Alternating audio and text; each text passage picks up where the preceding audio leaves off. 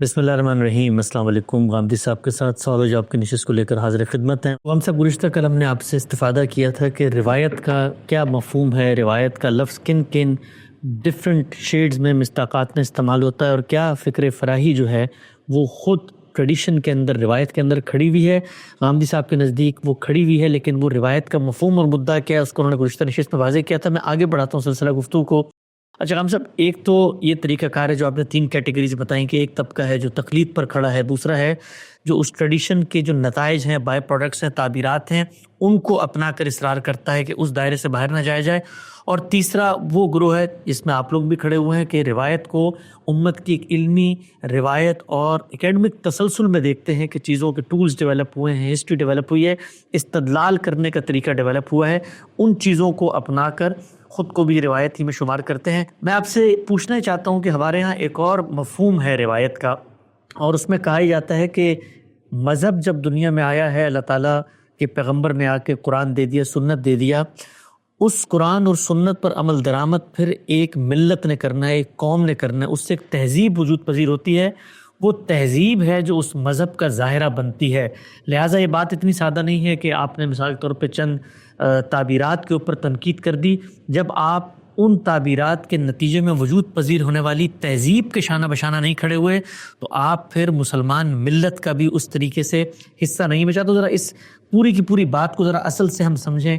पहले मुझे ये बताइएगा कि ये मुसलमानों की रिवायत और इस्लाम की रिवायत, ये क्या कोई दो अलग अलग चीज़ें हैं और इनमें क्या जौहरी फ़र्क पैदा हो जाता है? ये दोनों बिल्कुल अलग अलग चीज़ें हैं। इस्लाम की रवायत तो अम्बिया की रवायत है। अल्लाह ताला ने इस्लाम की तालीम इंसान की फ़ितरत में वदीयत की है, वो बिल-इजमाल है। उस इजमाल को तफसीलात में वही के ज़रिए से तब्दील किया गया है। चुनांचे पहले दिन से ये एहतमाम कर दिया गया कि हमारे अबुल आबा आदम को जिस तरह हमारा अबुल आबा बनाया गया, यानी वहाँ से नस्ल इंसानी की पैदा हुई, उसी तरह पहला पैगंबर भी बना दिया गया। उनको अल्लाह ताला ने वही की, उनका इस्तिफ़ा किया, जैसे कि कुरान में बयान होता है। और इस तरह अल्लाह ताला की वो हिदायत जिसको हम दीन कहते हैं, जिसको हम मज़हब कहते हैं, वो उनको पहले दिन दे दी गई।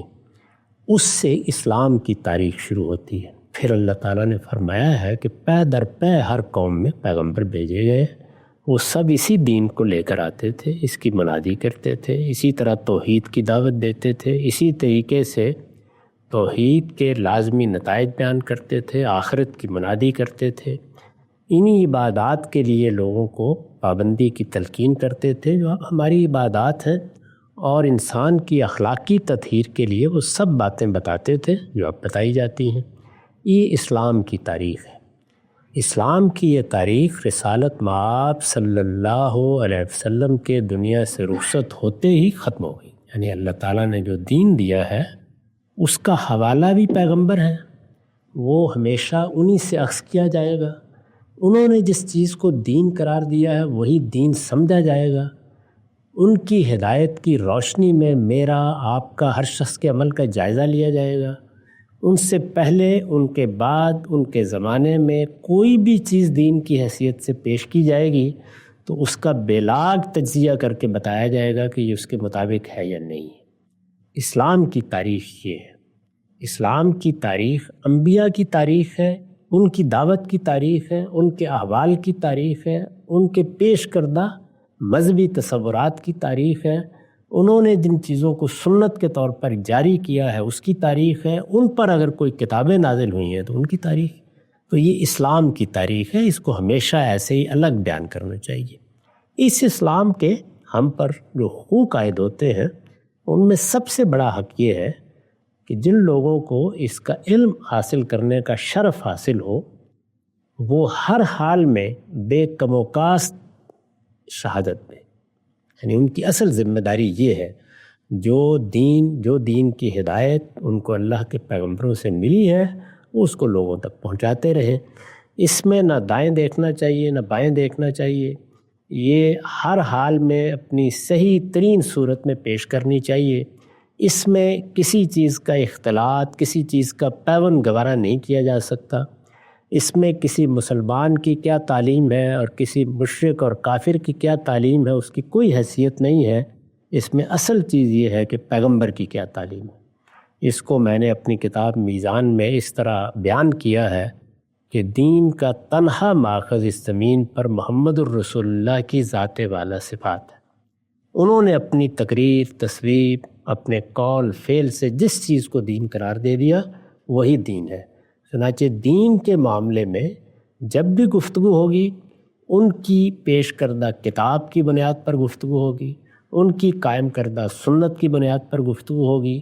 اور اسی طرح اگر انہوں نے کسی چیز کی شرح میں وضاحت پہ کوئی بات کہی ہے تو اس کو انہی کے حوالے سے بیان کیا جائے گا. یہ دین کا کانٹینٹ ہے، یعنی دین کے مشمولات، دین کے محتویات ہیں. دو ہی صورتوں میں ہے، ایک قرآن ہے، ایک سنت ہے. اس میں کسی اور چیز کو مداخلت کا نہ اللہ نے حق دیا ہے نہ یہ میرا کام ہے. اس میں تو یہ بتایا گیا ہے کہ جو چیز تمہارے سپرد کی گئی ہے اس کو بے کم و کاست پہنچا دو. اور پیغمبر سے کہا گیا ہے کہ اگر اس میں ادنا درجے کا بھی کوئی انحراف ہو گیا تو اس کا نتیجہ خود پیغمبر کے لیے بھی بہت غیر معمولی نکلے گا. ایک طرف یہ تنبیہ کی ہے کہ پھر تمہیں ماخوذ ہونا پڑے گا کہ تم نے پیغمبری کا حق ادا نہیں کیا، فما بلغت رسالتہ. اور دوسری جگہ فرمایا ہے کہ اگر جانتے بوجھتے کوئی ایسا معاملہ ہوا تو ہم رگے جان کاٹ دیں گے. تو یہ بہت بڑی ذمہ داری ہے، یہ پیغمبر پر بھی اسی حیثیت سے عائد ہوتی ہے. اور ہم میں سے بھی کوئی شخص جب یہ فیصلہ کرتا ہے کہ وہ دین کا علم لوگوں تک پہنچائے گا یا دین کے علم میں مہارت پیدا کرے گا تو یہ اس کا کام نہیں ہے کہ وہ اس معاملے میں مصلحتیں طے کرتا رہے، مداہنت سے کام لے. یہ تو اصل میں بے لاگ طریقے سے بے کم و کاست پیش کرنے کی چیز ہے. اس میں نہ کسی ملامت کرنے والے کی ملامت کی پرواہ کرنی چاہیے، نہ اس میں کامیابی اور ناکامی کوئی چیز ہے، نہ اس کی حکمت عملی مجھے یا آپ کو طے کرنی ہے. وہ دین دے دیا گیا ہے، اس کو شائستگی کے ساتھ پیش کرنا ہے، لوگوں کے سامنے اس کے استدلال کی وضاحت کرنی ہے. اس کے ساتھ کسی چیز کی آمیزش ہو جائے تو اسے بالکل الگ کر کے دکھانا ہے، اس میں کوئی روح رعایت کی نہیں جا سکتی.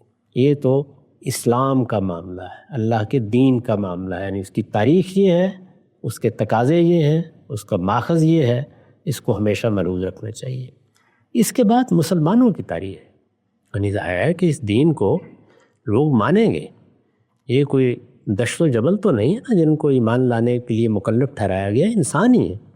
انسان جب اس دین کو اختیار کرتے ہیں تو اب ہر چیز اپنی مثالی صورت میں نہیں رہتی. یعنی جیسے ہی انسان اسے اختیار کرے گا تو انسان سے اللہ تعالیٰ نے بھی یہ تقاضا نہیں کیا کہ وہ کوئی غلطی نہیں کرے گا، وہ کسی کوتاہی کا ارتکاب نہیں کرے گا، اس کے ہاں علم میں کوئی غلطی نہیں ہوگی، اس کے ہاں عمل میں کوئی غلطی نہیں ہوگی.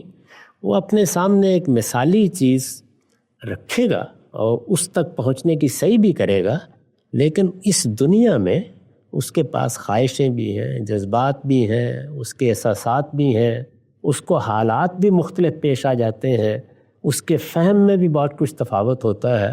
اس کے نتیجے میں فرد ہو یا معاشرہ ہو یا تہذیب ہو، جب اسلام کا یا دین کا ظہور اس میں ہوگا تو وہ کبھی مثالی سطح پر ہو ہی نہیں سکتا. یعنی اس میں آخری درجے کے لوگ بھی اگر آپ تنقید کرنے پہ آ جائے تو بتا سکیں گے کہ فلاں فلاں جگہ ان سے بھی کوتاہی ہو گئی. انسان ہے، انسانوں کو اگر کسی چیز پر عمل کرنا ہے تو اس میں اللہ تعالیٰ نے بھی یہ تقاضا نہیں کیا کہ تم 100% مثالی طریقے پہ عمل کر کے آؤ گے تو جنت کا دروازہ کھلے گا. نہیں، وہاں پر بھی یہی ہے جس کو بیان کیا قرآن نے کہ میزان لگا دیں گے اور جس کا مجموعی طرز عمل بہتر ہوا، یعنی جس کا پلڑا بھاری ہو گیا، اس کے لیے ہم اپنے فردوس کے دروازے کھول دیں گے. اس سے صاف یہ معلوم ہو گیا کہ جیسے ہمارے ہاں امتحانات میں آپ مقرر کر دیتے ہیں کہ یہ اتنا ایک اگر تم نے صحیح رویہ اختیار کیا اور کارکردگی دکھا دی تو کامیاب قرار پاؤ گے. تو کامیابی کے لیے آپ 100% عمل کا معیار مقرر نہیں کرتے، چنانچہ اسی کا ظہور بھی ہوتا ہے. اس میں آپ حکمرانوں کو دیکھ لیں، اس میں علماء کو دیکھ لیں، اس میں دانشوروں کو دیکھ لیں، اس میں بحثیت مجموعی معاشرے کو دیکھ لیں. مسلمان اس وقت 1.5 ارب 1.25 ارب کی تعداد میں ہیں، ان کو دیکھ لیں ان کے طرز عمل کو دیکھ لیں، وہ معاشی سرگرمیاں کرتے ہیں، وہ سیاسی سرگرمیاں کرتے ہیں، کسی جگہ پر بھی آپ کو کوئی مثالی صورتحال نظر نہیں آئے گی۔ زیادہ سے زیادہ مثالی صورتحال کے قریب لوگ ہو سکتے ہیں اور اسی کے لحاظ سے ان کی تحسین بھی کی جاتی ہے۔ چنانچہ مسلمان فرد کی حیثیت سے دین کو اختیار کریں تو ہم افراد کی اگر کوئی فہرست بنائیں، اس میں ابو بکر و عمر کا بھی اگر جائزہ لیں گے رضی اللہ عنہما، تو کسی نہ کسی جگہ میں یا آپ یا کوئی دوسرا شخص انگلی رکھ دے گا۔ یہی معاملہ معاشرے کا ہوگا اور یہی تہذیبی روایت کا ہوگا۔ وہ تہذیبی روایت انسانوں نے قائم کی ہے اور وہ تہذیبی روایت ایک مسلمان کی حیثیت سے مجھے بھی بہت عزیز ہے۔ ظاہر ہے میں اس تہذیبی روایت کے اندر ہی کھڑا ہوا ہوں، اسی کے اندر کھڑے ہو کر مجھے اپنی قوم کے معاملات کو بھی دیکھنا ہے۔ اس کی کوئی اصلاح کرنی ہے تو اس قوم کو جس طرح کے وہ ہے اسی طرح قبول کر کے کرنی ہے۔ اس کے اگر کوئی معاملات ہیں، خواہ وہ تاریخ کے ہیں، حال کے ہیں، مستقبل کے ہیں، تو ان کو بھی اسی زاویے سے کسی جگہ عفو و درگزر کی نگاہ سے دیکھنا ہے، کسی جگہ اعراض کی نگاہ سے دیکھنا ہے، کسی جگہ نقد کے پہلو سے دیکھنا ہے۔ اس میں اگر کوئی مشورے بھی دینے ہوتے ہیں تو لوگوں کا لحاظ کر کے دیے جاتے ہیں، یعنی وہاں اسلام بیان کرنے کی ذمہ داری نہیں ہوتی، عملی تدابیر کے مسائل ہوتے ہیں۔ تو ان دونوں چیزوں کا یہ فرق ملحوظ رکھ کے کہ ایک چیز کسی دعوت، کسی پیغام، کسی نظریے، جو بھی آپ نام دے لیں، یا کسی مذہب کا عملی ظہور ہے، وہ کبھی مثالی صورت میں نہ ہوا ہے، نہ ہو سکتا ہے، نہ یہ توقع رکھنی چاہیے۔ اور ایک چیز اللہ کا دین ہے، اس کو بے آمیزش پیش کرنا چاہیے، اس کے ساتھ کوئی پیوند قبول نہیں کرنا چاہیے، اسے کبھی مسلمانوں کے اعمال کے ساتھ بھی خلط ملط کر کے نہیں بیان کرنا چاہیے۔ وہ تو جب بیان ہوگا قرآن و سنت کی بنیاد پر بیان ہوگی۔ اگر صاحب یہ فرق تو چلے سمجھ میں آتا ہے کہ ایک ہے مذہب اسلام کی روایت، وہ خالص سورسز میں بیان ہوئی ہے، پیغمبر اس کو لے کے آتے ہیں اور ان کا کام بھی بلاغ مبین ہے، اس میں وہ کچھ نہیں کر سکتے۔ اور دوسری یہ آپ نے بتا دیا کہ جو تہذیبی روایت ہے انسانوں پر مشتمل ہے، انسانوں کی کمی کوتاہیاں اس میں نمودار ہوں گی۔ آگے بڑھاتا ہوں بات کو۔ مقدمہ ایک اور یہ پیش کیا جاتا ہے کہ یہ جو تہذیبی روایت ہے یہ اس وقت تک روایت نہیں بنتی، سویلائزیشن نہیں بنتی، جب تک اس کی پشت پہ طاقت نہ کھڑی ہو، حکومت نہ کھڑی ہو، سلطنت نہ کھڑی ہو، یا اختیار نہ کھڑا ہو۔ اس بات سے کیا آپ کا اتفاق ہے کہ چلے تہذیبی روایت میں رہنے کا آپ کو بھی شوق ہوگا، ہماری بھی خواہش ہوگی، ہم سب چاہیں گے کہ ہمارا ایک جو اسلام کا فلسفہ ہے وہ ایک پروڈکٹ کی صورت میں سامنے آئے اور ہم دنیا میں اپنی اس حیثیت کو لوگوں تک پہنچائیں، ہمارا ظاہرہ بنے۔ لیکن یہ بنے گا کیسے؟ اس کے لیے تو ہمیں طاقت چاہیے۔ تو کہا جاتا ہے کہ جس تہذیبی روایت کو آپ اور ہم ناگزیر سمجھتے ہیں وہ تو طاقت کے بغیر حاصل نہیں ہوتی۔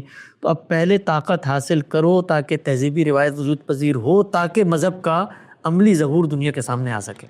تہذیبی روایت تو وجود میں آ چکی ہے، اس پر 1200-1500 سال گزر گئے ہیں۔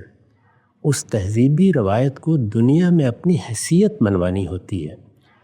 اس میں کوئی شبہ نہیں کہ اگر طاقت نہیں ہوگی، اس کے ہاں معیشت کا غیر معمولی استحکام نہیں ہوگا، تو وہ تہذیبی روایت کمزور ہونا شروع ہو جائے گی۔ وہ یہاں تک بھی کمزور ہو سکتی ہے کہ اس کی دنیا میں کوئی حیثیت ہی باقی نہ رہے۔ یہ بالکل ایسے ہے کہ جیسے ایک فرد ہے مثال کے طور پر، تو وہ جب دنیا میں شعور کی آنکھ کھولتا ہے تو اپنے آپ کو اپنے پاؤں پر کھڑا کرنے کی کوشش کرتا ہے۔ اس کے پاس اگر کوئی میراث ہے اور اس کے والدین کی، خاندان کی ہے، اگر وہ اس کو قائم نہیں رکھ پاتا تو آہستہ آہستہ اس کے لیے دنیا کے ساتھ معاملہ کرنا بھی ناممکن ہو جاتا ہے۔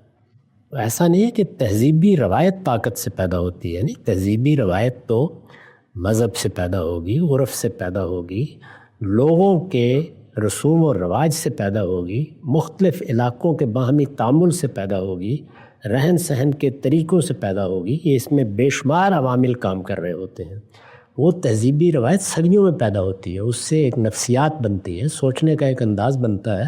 جس طرح میری آپ کی شخصیت بنی ہے، یعنی ہم پیدا ہوئے، ہم نے والدین کی آغوش میں آنکھ کھولی، والدین کے اثرات ہوئے، جس ماحول میں آنکھ کھولی اس کے اثرات ہوئے، تعلیم تربیت کے اثرات ہوئے، ان سارے اثرات سے ہماری شخصیت کی تعمیر کا عمل ہوا ہے۔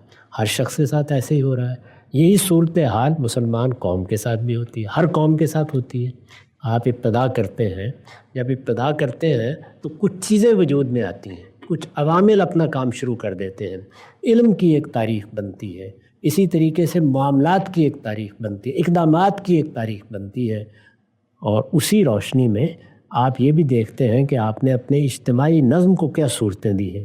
اس کا بہت اچھا تجزیہ کیا ہے ابن خلدون نے کہ کس طرح علوم، فنون، ہنرمندی کے طریقے، شہروں کی معاشرت، دیہات کے تعلقات اثر انداز ہو کے ایک پورے وجود کو تخلیق کرنے کا باعث بنتے ہیں۔ یہ سب کچھ ہمارے یہاں ہوا ہے۔ اس وقت دنیا میں بہت بڑی تعداد ہے مسلمانوں کی، 1.5-2 ارب کی تعداد ہے۔ ان کے بہت سے ممالک اللہ کی خصوصی عنایت سے نیم خود مختاری ہی صحیح لیکن بڑی حد تک آزاد ہو گئے ہیں، اور ان کی تعداد بھی کم نہیں ہے۔ ایک بڑا علاقہ ہے جس میں وہ آباد ہیں، جہاں کے وسائل اس وقت ان کے قبضے میں ہیں۔ اس تاریخ کے ساتھ وہ دنیا کے سامنے کھڑے ہیں، لیکن جو قوت ہوتی ہے، یعنی جو قوت اصل میں ایک اعتماد پیدا کرتی ہے، آگے بڑھنے کا حوصلہ پیدا کرتی ہے، اور یہ دنیا مسابقت کی دنیا ہے۔ یعنی ابھی وہ دنیا وجود میں نہیں آئی کہ جس میں ہر شخص اس بنیاد پر جی لے گا کہ میں تو قانون کی طاقت کے ساتھ کھڑا ہوں، کوئی میری طرف ہاتھ نہیں بڑھائے گا۔ نہیں، یہاں تو لوگوں کی کشمکش شخصی زندگی میں بھی برپا ہوتی ہے اور اجتماعی زندگی میں برپا ہوتی ہے۔ اس میں کوئی شک ہی نہیں ہے کہ اگر معاشی استحکام نہیں ہے اور اتنی قوت موجود نہیں ہے کہ آپ اپنے مقاصد کی حفاظت کر سکیں، اپنی آبرو کی حفاظت کر سکیں، اپنی عزت کی حفاظت کر سکیں، تو بتدریج صرف یہی نہیں ہوتا کہ شکست پر شکست ہوتی ہے، اس کے ساتھ تہذیبی روایت پر بھی اثر پڑتا ہے، اس میں بھی اعتماد ختم ہونا شروع ہو جاتا ہے۔ یہ ساری چیزیں اپنی جگہ درست ہیں، اور اگر کوئی قوم اپنی معیشت کو مستحکم کرنے کی صحیح کرتی ہے یا قوت حاصل کرنے کی کوشش کرتی ہے، تو اس وقت جو دنیا اللہ تعالیٰ نے بنا رکھی ہے اس میں یہ عمل بالکل ایک جائز عمل ہوگا، یہ اس کا حق ہے۔ ہاں، البتہ یہ ہے کہ اس کے حصول میں کوئی ایسا طریقہ اختیار نہیں کرنا چاہیے جو اللہ تعالیٰ کے دین کی ہدایت کے خلاف ہو۔ اس میں جو چیز میں ہمیشہ کہتا ہوں یہ ہے کہ آپ جس صورتحال سے دوچار ہیں، سب سے پہلے یہ سمجھیں کہ وہ صورتحال ہے کیا، کیسے پیدا ہوئی اور وہ کیسے پیدا ہوئی ہے۔ جب تک آپ اس صورتحال کو نہیں سمجھیں گے اور یہ نہیں جانیں گے کہ وہ کیسے پیدا ہوئی ہے، آپ اگلا سفر نہیں شروع کر سکتے۔ یعنی قوت کوئی ایسی چیز نہیں ہے کسی پیر صاحب کی مجلس میں جائیں گے، وہ دم کریں گے تو آپ کو حاصل ہو جائے گی، وہ اس تجزیے کے نتیجے میں حاصل ہوتی ہے۔ اور اگر اس میں آپ قبل از وقت کوئی اقدام کریں گے تو بجائے اس کے کہ قوت حاصل ہو، جو موجود ہے وہ بھی کھو بیٹھیں گے۔ چنانچہ اس وقت مسلمانوں کا عمومی صورتحال یہی ہے کہ وہ اپنے ہر اقدام کے نتیجے میں آگے بڑھنے کی بجائے جو کچھ ان کو میسر ہوتا ہے وہ بھی کھو دیتے ہیں۔ یہ وہ چیز ہے جس کی طرف توجہ دلانے کی ضرورت ہے۔ اصول میں یہ بات بالکل درست ہے کہ کوئی تہذیب اس وقت تک سر اٹھا کے نہیں کھڑی ہو سکتی جب تک وہ معیشت کے معاملے میں خود کفیل نہ ہو اور اس کے پاس اتنی قوت نہ ہو کہ اپنی عزت، آبرو، وقار کی حفاظت کر سکے۔ چل اچھا غم صاحب، یہ مقدمہ تو چلے نفسیاتی طور پہ آپ کے، یہ مجھے بھی بہت تسکین دے گا، آپ کو بھی، کہ اگر ہمارے پاس وہی غلبہ، وہی طاقت ہو جیسے بالفرض آج مغربی قوموں کو ہے، تو دنیا میں ہم دھڑلے سے نکلیں گے، ہم تعمیرات کریں گے، مساجد بنائیں گے، سینٹرز بنیں گے، اسلام کے اوپر لوگ طنز کرنے والے یہ جو اس طرح سے خاکے واقع بناتے ہیں ان کی کوئی ضرورت نہیں ہوگی، اور ہمارا ایک دبدبہ ہوگا، ایک روب ہوگا، ایک عزت کی زندگی ہوگی، وہ تو سب ٹھیک ہے۔ لیکن ایک اور مقدمہ اس کے اندر سے برآمد کیا جاتا ہے کہ جب تک یہ نہیں ہو رہا اس وقت تک گویا مذہب اسلام پر عمل درآمد نامکمل ہے، اور یہ جو کچھ آپ سمجھتے ہو کہ آپ کو سجدوں کی اجازت ہے ہند میں، تو اس سے آپ کو آزادی مل گئی، نہیں، مذہب تو یہ چاہتا ہے کہ یہ سب کچھ ہو، اس کے بعد اس کی تعلیمات کا ظہور ہوگا، ورنہ مذہبی تعلیمات کا ظہور ہی نہیں ہو سکتا ہے، طاقت نہ ملے۔ نہیں، ان دونوں کے درمیان کوئی تعلق نہیں ہے۔ یہاں تک مذہب کا تعلق ہے، میں نے عرض کیا تو اس کے مقدمات الگ ہیں، اس کی تاریخ الگ ہے، وہ ایک اللہ تعالیٰ کے پیغمبروں کی تعلیم کی حیثیت سے پیش کیا گیا ہے، وہ زندہ ہے، قائم ہے، اس پر کوئی زوال نہیں آیا، اس کی کتاب قرآن مجید پوری طرح محفوظ ہے، اللہ کے پیغمبر کی سنت جس طرح کہ وہ قائم کی گئی تھی منتقل ہو گئی ہے، علم کی روایت بھی پوری شان کے ساتھ قائم ہے، بلکہ اس دور میں جتنے بڑے اہل علم پیدا ہوئے ہیں، مذہب کے جاننے والے، وہ ہماری تاریخ میں کم ملتے ہیں۔ وہ سب چیزیں بالکل درست طریقے سے، مذہب اصل میں اپنی دعوت کے ساتھ کھڑا ہوتا ہے، وہ اپنے استدلال کے ساتھ کھڑا ہوتا ہے، اور اس کا استدلال اگر قوی ہے، اس کی دعوت اگر برپا ہے، اس نے جن چیزوں کو بیان کیا ہے وہ اپنی اصل صورت میں موجود ہے تو وہ اپنی پوری شان کے ساتھ کھڑا ہے۔ اس کا تعلق مسلمان قوم کے مسائل سے ہے۔ مسلمان قوم کے مسائل میں وہ سب چیزیں بڑی اہمیت رکھتی ہیں، معیشت بڑی اہمیت رکھتی ہے، قوت بڑی اہمیت رکھتی ہے، اور مسلمان قوموں کے لیے عروج کی طرف بڑھنے کے وہی عوامل ہیں جو دنیا میں اللہ تعالیٰ نے طے کر رکھے ہوئے ہیں۔ ان دونوں کو کبھی خلط ملط نہیں کرنا چاہیے۔ اس وجہ سے مذہب نے اس کو موضوع نہیں بنایا۔ وہ آپ کو کیا کہے گا؟ آپ تنہا کھڑے ہیں، آپ حضرت مسیح کی طرح دنیا سے رخصت ہو رہے ہیں، ایک پیغمبر آیا ہے، اس کے گھر والے بھی اس کی بات سننے کے لیے تیار نہیں ہیں۔ ذمہ داری کیا ہے؟ بے کم و کاست اللہ کا پیغام پہنچاتے رہو۔ تو مذہب کے تقاضے بالکل الگ ہیں اور کسی قوم کے یا قوموں کے یا کسی تہذیب کے تقاضے بالکل الگ ہیں۔ ان دونوں کو اپنی اپنی جگہ پر رکھنا چاہیے۔ اس طرح میں نے عرض کیا کہ مذہب مثالیت کا تقاضا کرے گا کیونکہ وہ بیان ہے، وہ دعوت ہے، اور جب کوئی شخص اس کو اپنائے گا تو وہاں پریکٹیکل عملی چیزیں پیش نظر ہوں گی۔ ان میں کبھی بھی آپ مثالی صورت پر کھڑے نہیں ہو سکتے۔ وہاں پر حالات کے لحاظ سے، لوگوں کے لحاظ سے، ان کی ہمت حوصلے کے لحاظ سے اقدامات بھی کرنے پڑتے ہیں اور عوامل کو بھی اپنے حق میں موڑنا پڑتا ہے۔ ہم سب یہ پوری جو ہم سب بحث ہے اس کو ایک مثال کے اوپر انطباق کر کے اس کا خلاصہ کرتے ہیں۔ مثلا یہ کہا جاتا ہے کہ اگر مسلمانوں کے پاس طاقت، قوت، قدرت، دنیا کے اندر غلبہ اقتدار ہوتا تو ہم لوگ مظلوموں کی حمایت میں جہاد کرتے۔ کسی کی جرأت نہ ہوتی کہ وہ فلسطین میں اس طرح اٹھ کے کشت و خون کا بازار گرم کرتا، کشمیر میں کرتا، چشتیہ میں کرتا۔ لیکن دیکھو طاقت نہیں تھی نا، تو قرآن تو ہمیں کہتا ہے مظلوموں کا ساتھ دو، نکلو، ہم نہیں نکل سکے۔ تو اب مذہب کے جو مثالی مقدمات ہم سے اس کا مطالبہ ہے وہ عمل درآمد نہیں ہو سکتے جب تک وہاں پر طاقت نہ ہوتا۔ اس میں کوئی شک نہیں ہے کہ آپ طاقت حاصل کریں، لیکن مذہب نے کسی معاملے کو بھی کبھی اس طرح نہیں کیا کہ آپ فلاں چیز ضرور حاصل کریں، ہوگی تو آپ پر ذمہ داری ڈال دے گا، نہیں ہوگی تو آپ کو دوسری تعلیم دے گا۔ مثال کے طور پر دیکھیے کہ جن لوگوں کے پاس ہمت طاقت نہیں تھی، جب ان کا معاملہ پیش آیا سورہ نساء میں جیسے زیر بحث ہے، تو کیا فرمایا؟ یہ فرمایا کہ خدا کی زمین وسیع ہے، اس جگہ کو چھوڑو، ہجرت کرو۔ یہ نہیں کہا کہ وہاں رہ کے تم اقتدار حاصل کرو۔ یہ مذہب اس طرح کرتا ہی نہیں ہے۔ وہ تو یہ کہے گا یہ چیز آپ کے پاس موجود ہے تو اس کا یہ تقاضا ہے، آپ نے اگر یہ حیثیت حاصل کر لی ہے تو یہ ذمہ داری آپ پر عائد ہوتی ہے۔ یعنی وہ یہاں سے بات شروع کرے گا۔ آپ کے پاس دولت ہے تو زکوٰۃ دیجیے، وہ یہاں سے بات شروع نہیں کرے گا کہ آپ چونکہ زکوٰۃ آپ کو دینی ہے تو جائیے دولت حاصل کیجیے۔ یہ مذہب کا کبھی نہ طریقہ ہوتا ہے، نہ وہ اپنے مقدمات اس طریقے سے پیش کرتا ہے۔ لیکن یہ بات کہ بھئی ہم مسلمان ہیں، مسلمان کی حیثیت سے ہمارے اندر یہ خواہش پیدا ہوتی ہے کہ ہم بھی دنیا میں باوقار طریقے سے جئیں، دنیا کی قوموں میں ہمارا بھی ایک مقام ہو، یہ کوئی بری خواہش ہے؟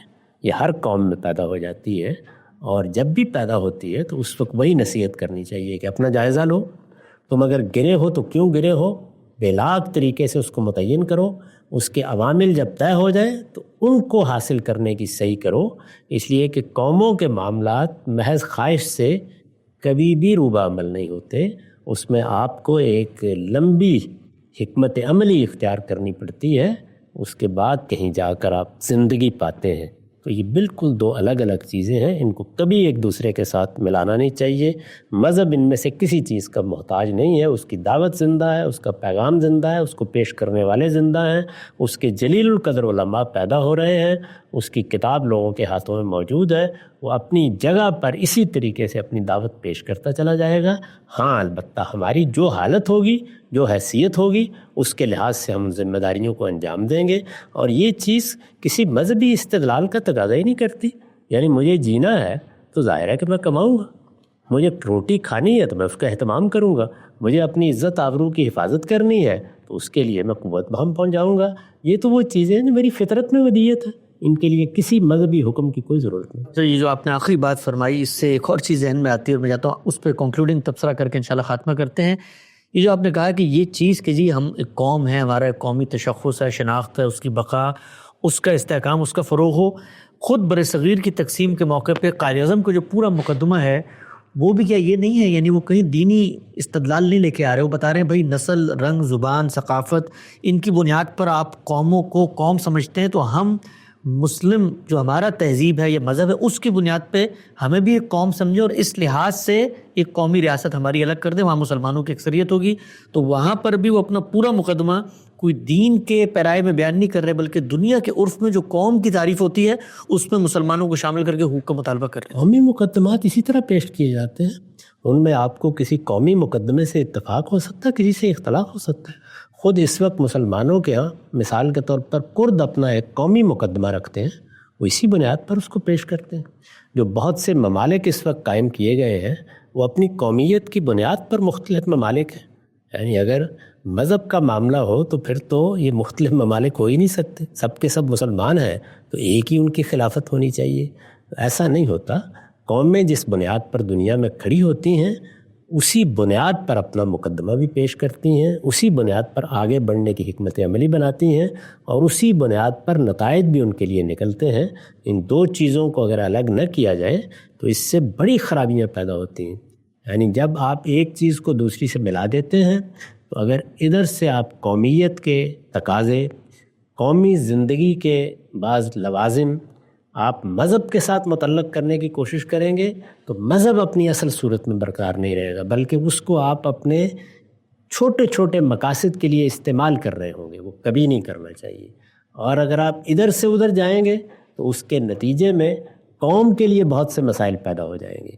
مذہب کی دعوت ہے، وہ پیغام ہے، اس کے اندر بہت سی چیزیں آپ کو ایک مثالی دعوت کی حیثیت سے سامنے رکھنی ہے، وہ دنیا کی ساری قوموں کے سامنے پیش کیا جائے گا، اس کا کسی قوم سے کوئی رشتہ نہیں ہے۔ مسلمانوں کے لیے یہ چیز باعث تشکر ہے کہ انہوں نے اس کو قبول کیا ہے، ورنہ اس کو امریکی قبول کر لیں، اس کو چینی قبول کر لیں، وہ تو اللہ کا پیغام اور اللہ کی دعوت ہے، وہی لوگ پھر مسلمان قومیں بن جائیں گے۔ اس کو اسی حیثیت سے ہمیشہ رہنا چاہیے۔ قومی زندگی کا جائزہ اس طرح لینا چاہیے جس طریقے سے کسی قوم کے مختلف عوامل، تاریخ، نفسیات اور دوسری چیزوں کا جائزہ لے کے اس کے لیے اس کے لیڈر، اس کے رہنما، اس کے ریفارمر، اس کے مصلحین کوئی لائے عمل بناتے ہیں۔ اس میں اگر آپ میری رائے پوچھیں تو دو لفظوں میں یہ ہے کہ اس قوم میں اقدار کا شعور ختم ہو گیا ہے اور قومیں اپنی اقدار کے شعور پر جیتی ہیں۔ جب تک ان اقدار کا شعور، اس کے اندر ان ویلیوز کا شعور نہیں ہوگا، تہذیبی اقدار، سیاسی اقدار، معاشی اقدار، اس وقت تک کوئی کام نہیں کیا جا سکتا، اس وقت تک قوت کا بھی خواب نہیں دیکھا جا سکتا۔ وقت بالکل واضح ہو گیا ہے مسلمانوں کی تاریخ اور اسلام کی تاریخ کیسے الگ الگ دو چیزیں ہیں۔ اسی طریقے سے اگر کوئی تہذیبی روایت وجود پذیر ہوتی ہے تو اس میں طاقت کا ہونا یا نہ ہونا دینی نقطہ نظر سے کیسا ہے، سب پہ ہم سب سے استفادہ کیا، گفتگو کو آگے بڑھائیں گے اور اس ویلیو سسٹم کو جاننے کی کوشش کریں گے کہ جن کی وجہ سے قومیں آگے بڑھتی ہیں یا نیچے گرتی ہیں۔ وقت ختم ہوتا ہے، دوبارہ حاضر خدمت ہوں گے، اب تک آپ لوگ کا بہت شکریہ۔